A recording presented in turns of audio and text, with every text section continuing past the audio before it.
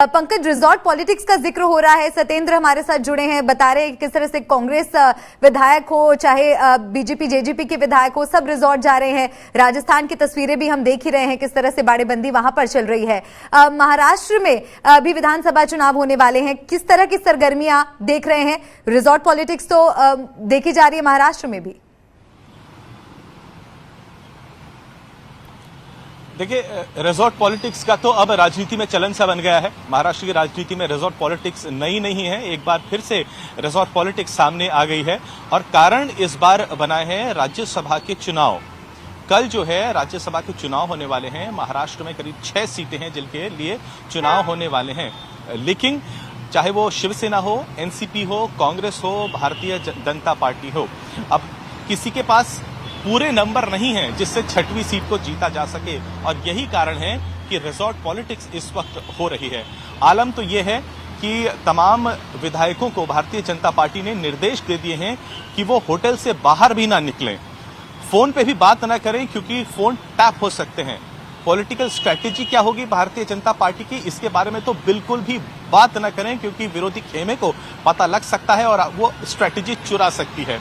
तो यहां तक इस तरीके से जो सस्पिशन है वो इस वक्त घिरा हुआ है।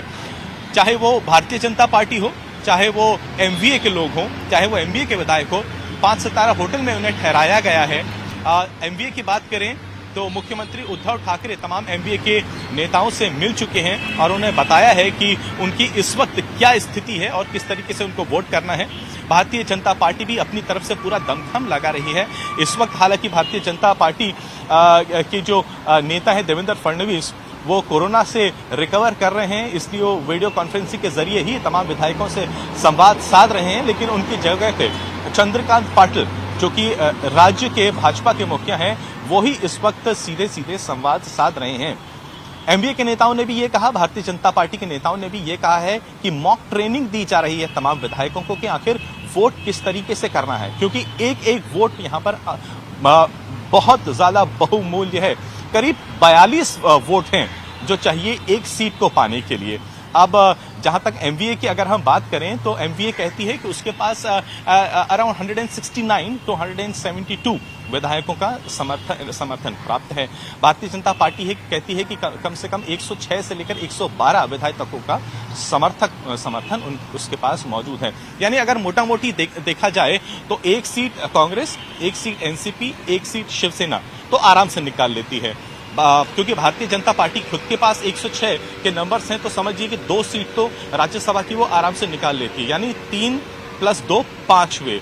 आखिर जो लड़ाई है, जो सबसे बड़ा इस वक्त जो लड़ाई का मुद्दा बन गया है, जो प्रेस्टीज इश्यू भी बन गया है, वो है 6वीं सीट। यानी भारतीय जनता पार्टी की तरफ से धनंजय महाडिक हैं और दूसरी तरफ से शिवसेना के संजय पवार हैं। इनके बीच में इस वक्त लड़ाई चल रही है। किसी पार्टी के पास भी सफिशिएंट नंबर्स नहीं है, तो आखिर क्या होगा? एमवीए ये उम्मीद जता रही है कि क्रॉस वोटिंग नहीं होगी। भारतीय जनता पार्टी ये उम्मीद जता रही है कि इंडिपेंडेंस का और छोटी पार्टियों का उसको समर्थन मिल जाएगा। अब कुछ ही महीनों में मुंबई में बृहन मुंबई म्युनिसिपल कॉर्पोरेशन के चुनाव हैं।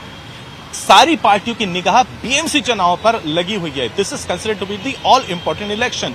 और बीएमसी चुनाव से पहले शिवसेना और भारतीय जनता पार्टी के लिए यह चुनाव प्रेस्टीज इश्यू है।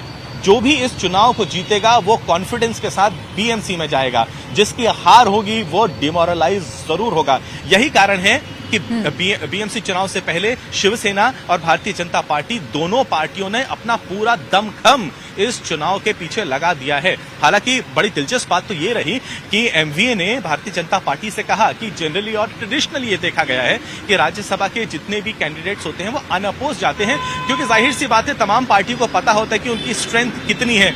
लेकिन भारतीय जनता पार्टी ने ये जो प्रस्ताव था इसको रिजेक्ट कर दिया और कहा कि राज्यसभा की सीट उसके लिए बड़ी महत्वपूर्ण है, वो काउंसिल में एकोमोडेट होने के लिए बिल्कुल भी तैयार नहीं है और वो अपना कैंडिडेट 6वीं सीट के लिए भी खड़ा करेगी। अब साइकोलॉजिकल गेम्स तो यहां तक चल रहे हैं कि पहले भारतीय जनता पार्टी ने कहा था कि काउंसिल के लिए वो 5 अपने उम्मीदवार सामने रखेगी, लेकिन अब खबर आ रही है कि वो 6 उम्मीदवार सामने रखने वाली है। 4 लोगों ने तो अपने नॉमिनेशन भर भी लिए हैं, यानी साइकोलॉजिकल गेम्स भी यहां पर हो रहे हैं। कब क्या हो जाए पता नहीं है। छोटी पार्टीज और इंडिपेंडेंट्स आर द की।